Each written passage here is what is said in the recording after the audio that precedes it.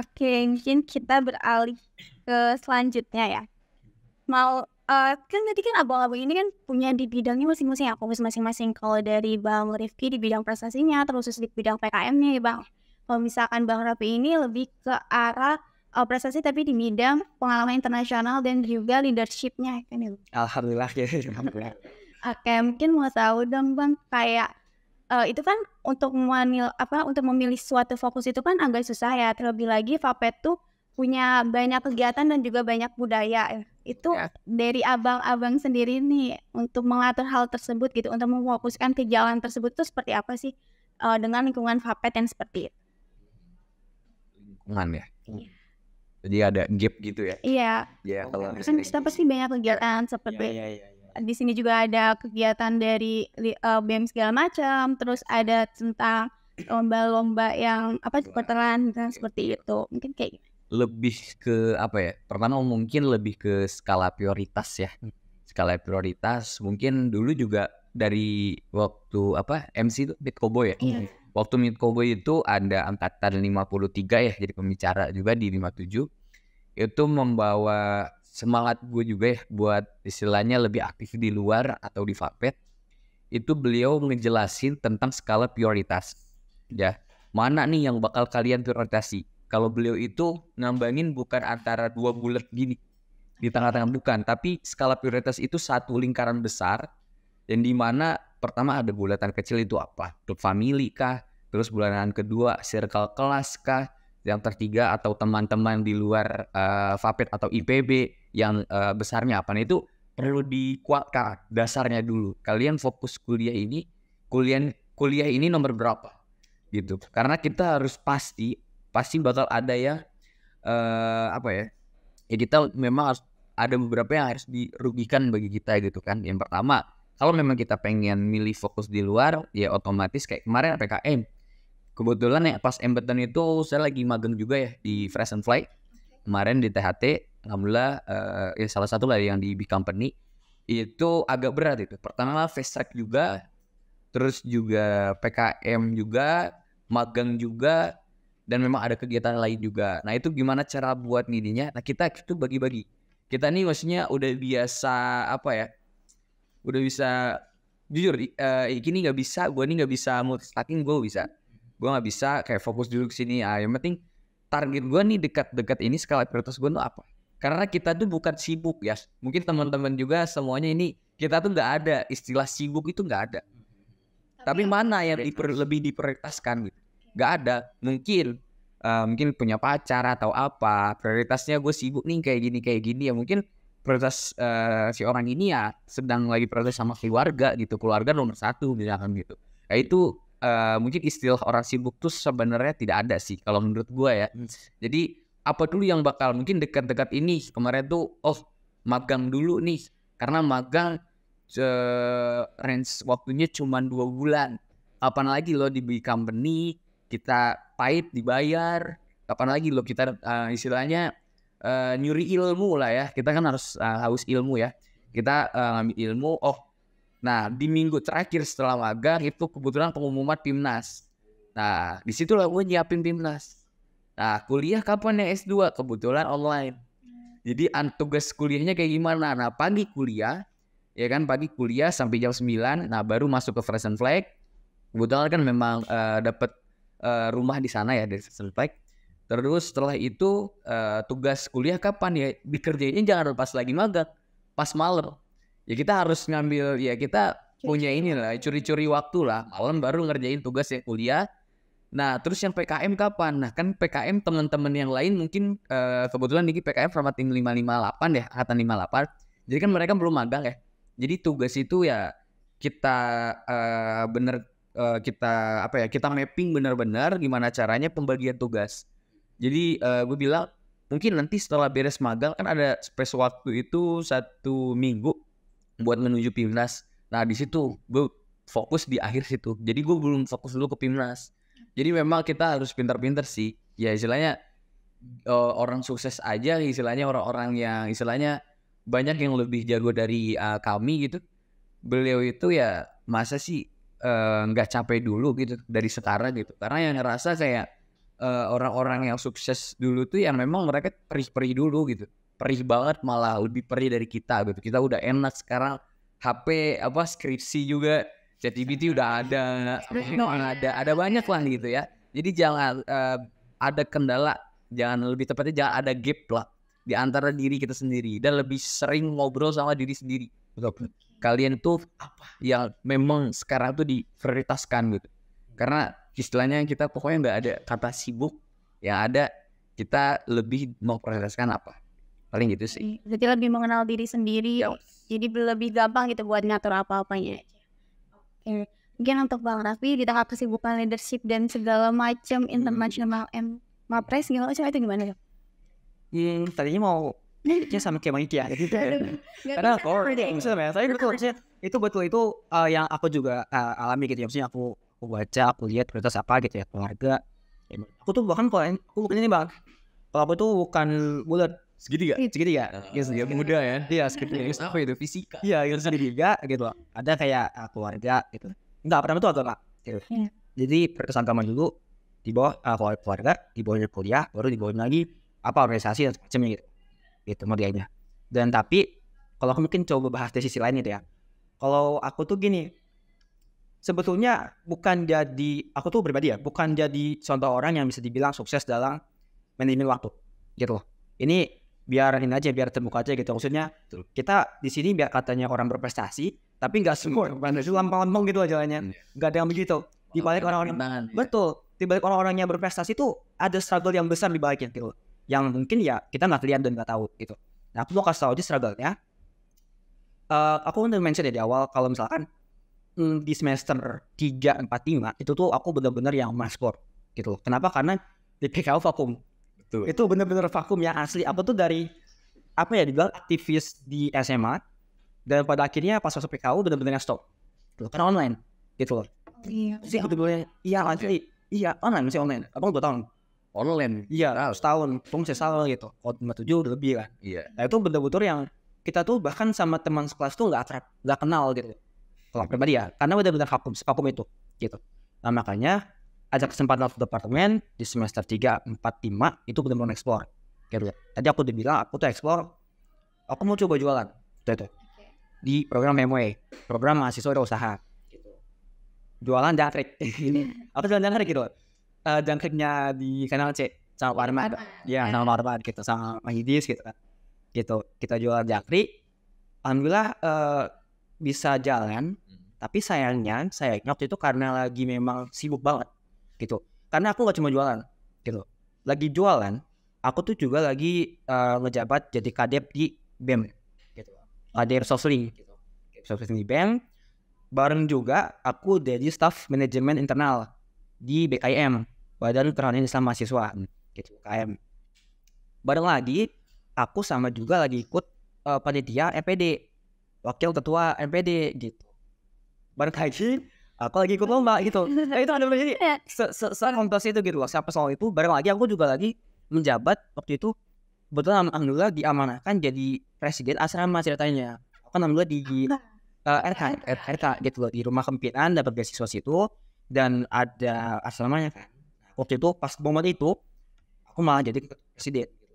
Aku udah bilang pas lagi musyawarah, abang teman-teman pribadi lagi macam-macam nih kegiatannya, lagi nggak bisa ngehandle, tapi udah Vi lu jangan lo underestimate diri sendiri gitu. Ya udah ada akhirnya kepilih gitu dan betul aja berantakan gitu. Karena semuanya berbarengan dan banyak gitu. Banget itu. Dan satu lagi berbarengan banyak dan beda-beda bidang. Nah teman-teman juga gitu. Aku dapat info baru gitu. Maksudnya kemarin tuh mentoring gitu ya sama salah satu awu ini untuk pasca sarjana gimana, pasca kampus gitu. Dia bilang kita kan hidup dalam 4 kuadran. Kalau dibilang ada kita sebagai investor, ada kita sebagai employee, ada kita sebagai entrepreneur dan sebagainya gitu. Nah kita itu katanya kalau mau sukses jangan cuma hidup di satu kuadran.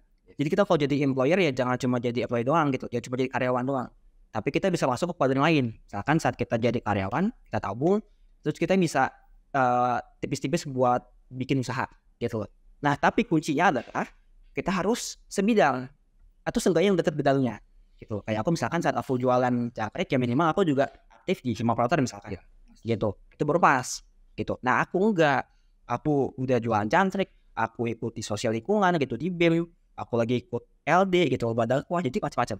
Nah itu yang buat aku berantakan gitu. Nah makanya di situ aku coba melihat setelahnya gitu, evaluasi apa yang kurang gitu. Ternyata memang betul kata Bang Iki, kalau misalkan kita tuh makin lama makin sadar apa sih prioritas kita gitu loh. Jadi saat aku lagi sibuk-sibuknya, aku kembali tadi ngobrol sama diri sendiri.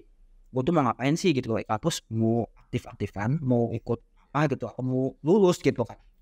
Pada akhirnya aku coba ikhlaskan berbagai tawaran, dalam tanda kutip tawaran amanah gitu, yang mungkin lumayan tinggi gitu, baik di B maupun di LD gitu.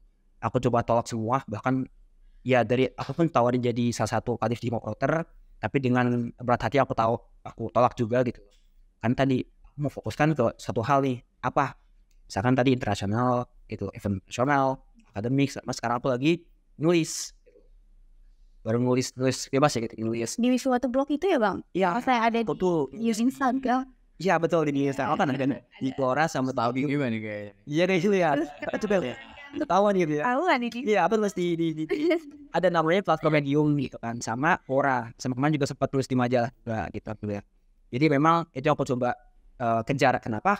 Karena sejalannya gitu, internasionalisasi, aku juga fokus ke akademik, lu fokus nulis. Nah itu kan masih satu gambaran besar. Kalau aku juga punya cita-cita pengen ke study board gitu, keluar gitu. Makanya ya aku harus bisa nulis, aku harus bisa belajar, dan aku harus paham dunia internasional juga. Itu situ sih pemetaannya. Pemetaannya seperti itu.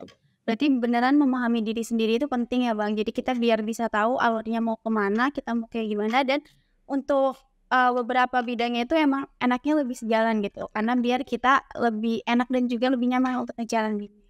Dan juga jangan dipaksakan segala sesuatu, semisal ada satu tawaran yang tinggi gitu ya. Itu benar ya kata Bang. Jadi kita tuh bukan kita apa ya bahasanya, kita lebih merelakan gitu ya Bang. Iya.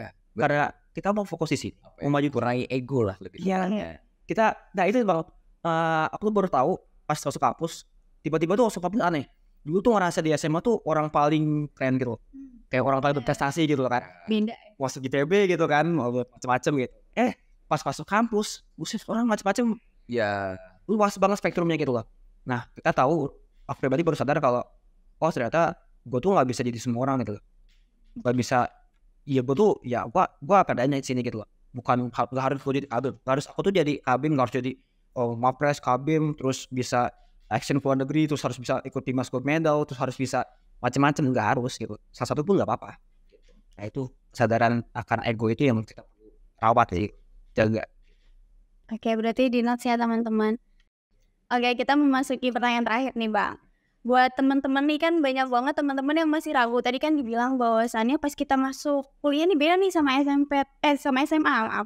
Ternyata di kuliah tuh lebih banyak loh orangnya dan lebih banyak yang jago dari kita gitu ya. Mungkin banyak juga teman-teman di luar sana yang ragu nih mau ikut ini tapi ada yang lebih jago nih, mau ikut ini tapi ada yang lebih jago. Nah itu gimana sih Bang cara menyikapinya dan biar kita tuh legowo gitu loh, kita tuh bisa percaya ke diri sendiri bahwa kita tuh bisa dan kita mau mencobanya. Mungkin seperti apa dari pandangan abang sekali? dari Raffi gimana? Boleh.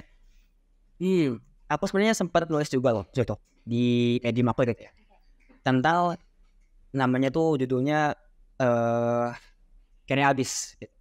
Itu bagian dari satu senambungan gitu ya, coba buat apa series privilege butuh ciptanya.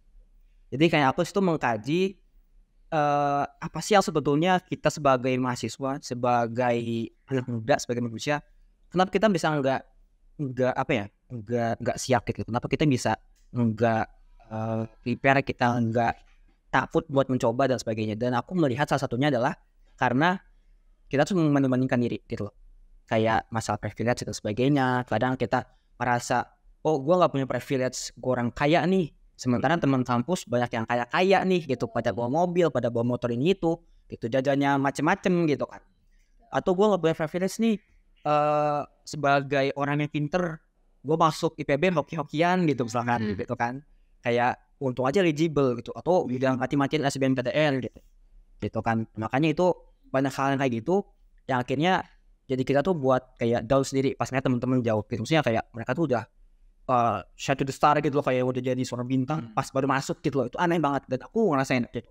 Kayak kita sama-sama online bro gitu loh. Kok dia udah nyanyi depan rektor gitu loh. Kok udah kenal sama rektor gitu. Kita baru masuk gitu. Dan aku melihat itu sebagai apa ya, bahasa awalnya mungkin aku tetap sempat down gitu kan. Makanya aku sempat vakum. Tapi setelah aku mungkin belajar, tadi aku self-taught sama diri sendiri gitu loh. Hal pertama yang perlu dilakukan adalah ikhlas. Ikhlas. Itu betul-betul kunci awal. Ikhlas sebagai apa? Ikhlas kalau kita tuh ya ada orang yang lebih baik dari kita gitu. Kita ikhlas. Kita nggak perlu jadi orang yang paling hebat sedunia, sekampus gitu, paling tidak nggak harus. Kita nggak harus jadi orang paling pintar. Kita ikhlas akan itu. Kita ada orang yang lebih pintar dari kita, ada lagi orang yang lebih jago organisasi, ada orang yang lebih kaya dari kita, ada orang yang lebih baik dari kita, ada juga gitu. Ya jadi ikhlas akan hal itu gitu. Nah setelah ikhlas, tadi baru kita bisa mengeksplor gitu loh. Salah satunya tadi misalkan aku pribadi begitu, aku nggak ngerasa orang kaya gitu. Bahkan aku dari keluarga yang bisa dibilang mau menyalurkan anaknya sampai kuliah itu nggak mungkin gitu. Tapi alhamdulillah kuratullah gitu ya, aku dan adik aku masuk IPB gitu. Aku 58 dan adik aku 59 gitu, beda fakultas gitu. Dan itu terjadi gitu loh, terjadi. Padahal aku berasal dari keluarga yang memang ya tadi aku bilang bahkan buat bayar UKT pun kayaknya kita nggak kapan gitu ya, buat makan aja nih berarti gitu. Kasarnya buat makannya susah gitu. Tapi kuratullah bisa gitu loh. Dan sampai sekarang aku banyak aktivitas bisa gitu loh. Dan aku melihat apa sih kok aku bisa gitu dengan segala keterbatasan gitu loh. Dan segala hal-hal struggle yang aku lakukan aku bisa. Tadi aku sadar kalau memang ikhlas dulu. Aku nggak bisa jadi semua orang gitu loh. Aku nggak bisa jadi KB, nggak bisa jadi apa gitu. Ya udah fokus ke apa yang aku bisa gitu. Jadi itu sih yang lebih kesana. Jadi perhatiin hal kecil dulu. Kayak aku bisanya ke Hima nih. Aku mainnya di Hima gitu loh. Ya udah fokus di Hima gitu loh. Aku mainnya di BEM, ya fokus di BEM gitu loh. Aku merasa mainnya keluar gitu. Ya kebetulan bisa dan ada channel dan linknya, ya kenapa enggak gitu. Jadi memang itu sih yang bisa dibilang berdamai dengan diri sendiri gitu. Berdamai dengan diri sendiri dulu, baru setelah itu bisa kita keluar. Oke. Mungkin Bang Rifki Gimana ya? Sebenarnya udah lengkap sih. Tapi yang pertama yang pasti ya turunkanlah ego ya. Ini mungkin kalau gue pribadi jujur aja gitu. Ini yang gue rasain masuk IPB ini suatu wow, apa ya, value gue itu apa ya, privilege nah kalau tadi Raffi bilang. Privilege gue tuh sekarang adalah mahasiswa IPB. Ngerti gak? Betul. Apa sih kalau privilege dari orang tua? Ya mohon maaf ini mah dan Abi udah ada lah gitu ya, tinggal Umi. Jadi kayak apa yang harus gue bawa? Ya ini privilege gitu. Apa yang gue bawa sekarang di bisnis, orang-orang bisnis itu mandang gue masih mahasiswa, kok gue punya ide inovasi sih, kok orang mau invest ke kita berani sih sampai MM-an gitu misalkan. Itu karena apa? Ya privilege gue sebagai IPB, mahasiswa IPB gitu. Ya maksudnya riset kita tuh by data gitu, gak bisa dibantah gitu. Karena kita bukan ilmu sosial gitu. Ilmu kita tuh ilmu baku dan gak bisa diotak-atik. Ya gimana mau ngatik gitu. Orang kita praktikum aja berapa hari gitu misalkan di lab gitu untuk nyari data yang memang sudah sesuai gitu. Ya jadi jawabkanlah kata-kata privilege. Kalau gue selalu nguatin privilege gue ini sebagai mahasiswa, malah gue takut lulus. Kenapa takut lulus? Karena susah untuk mencari akses kemana-mana. Contohnya yang kemarin Emberton itu sampai ke Wonosobo nyari wol domba. Bayangin ngapain nyari wol domba ke Wonosobo? Ya nyari pengrajin wol domba. Kamu siapa? Saya mahasiswa IPB Pak. Saya bakal bawa nama Bapak sampai internasional. Yang lebih ke bawah itu kayak, gue yakin gak? Ya harus yakin gitu. Gue mahasiswa IPB nih, IPB tuh kalian udah di dalam. Coba kalian di luar. Anak IPB tuh keren gitu loh. Kalau dari apalagi Pafet itu dari Laptop pertama loh. Orang yang jauh dari mana tuh Vietnam. Jauh dari datang ke Pafet IPB ngapain? Padahal gue orang masih lingkungan kampus lah gitu. Yang paling yakin itu yang pertama harus yakin dulu sama diri. Dulu yang milestone ini balik lagi yang milestone. Dulu tuh sempat janji ya teman-teman sama ibu almarhum udah almarhum itu baru 1 tahun yang lalu pas pemilihan Wapres ya. Nah jadi posisi itu kita kan bawa tentang stunting. Kalian apa yang mau bawa? Kami yakin Bu, kami bakal bawa desa Ciaruten Udik ke internasional. Allah jawab itu tahun ke depannya dengan apa? Wawa itu kemarin dia exchange ke Jepang. Ya, paper dia apa? Ciaruten Udik, milestone itu. Jadi kayak itu apa? Dengan keyakinan kita harus yakin dan istiqomah dan ikhlas lah tadi kalau kata Lafri ya. Ini makanya harus yakin. Walaupun gue yang akan bawa ke internasional siapa? Wawa gitu. Ada salah satu teman kita yang bawa ke sana. Real, kita mau ngungkapin ke Bukatis itu karena kan beliau yang megang posyandu ya. Beliau udah almarhumah. Ya mungkin beliau udah tahu secara tidak langsung lah di alam beliau di alam sana gitu. Beliau udah tahu bahwa kami itu, dan pas beliau meninggal pun kami datang bahwa Bu, kami udah bawa di Ciaruten ini ke jenjang internasional. Paper Wawa loh, itu presentasi di beberapa orang di perwakilan negara apa aja itu benar-benar dengan apa? Dengan keyakinan. Walaupun bukan gua nih gitu, tapi ada salah satu teman kita gitu. Jadi makanya ego ini kita harus diturunin lah ya. Buat apa? Buat kita grow lagi lah, lebih ke atas gitu. Karena jujur di Puppet ini yang mungkin teman-teman rasain semuanya ya, kayak apa sih Puppet gitu, gak ada sama sekali info lomba, info apa gitu loh. Bener gak sih? Karena jujur, nah dengan apa? Ayo jangan ngomong gitu aja. Jujur kayak PKR gitu, gak ada apa-apa nih gerak dari Adeka atau Bu Deka Bu Wade gitu kan, Prof Irma atau apa itu. Iki curhat dulu, Prof masa gak ada gerakan sih? Emang mau kayak gini aja? Emang mau semua teman-teman dari Puppet ini nggak masuk timnas gitu? Capek Prof gitu, sering diiniin sama anak-anak PKM tuh. Mana sih anak Puppet? Padahal yang lain itu idenya tuh ide Puppet, ngerti maksudnya ide Puppet? Iya. Dari Malbot lah, dari Woldombal, itu tuh dari Puppet. Jadi agak malu. Iya, mau yang bikin PKM itu siapa? Termasuk yang ngerintis PKM itu ya, yang buat ya, bukannya itu Prof Roni. Ya, ya kan TPT kan? TPT kan Prof Roni. Jangan dosen bukan? Nah, beliau itu yang merintis buat pakarnya itu ada di situ gitu. Yang bakal nentuin kita lulus beliau. Kenapa gitu? Orang dari departemen lain, setelah itu belajar sama beliau. Jadi makanya jangan selalu merasa diri kita nih harus yang jadi nomor pertama, enggak. Gitu. Kita harus selalu mensupport juga teman kita sukses di bidang ini, kita support.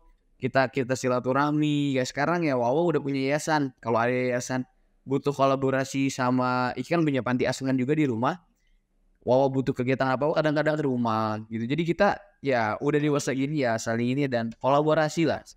Itu bakal ketemu titiknya sih.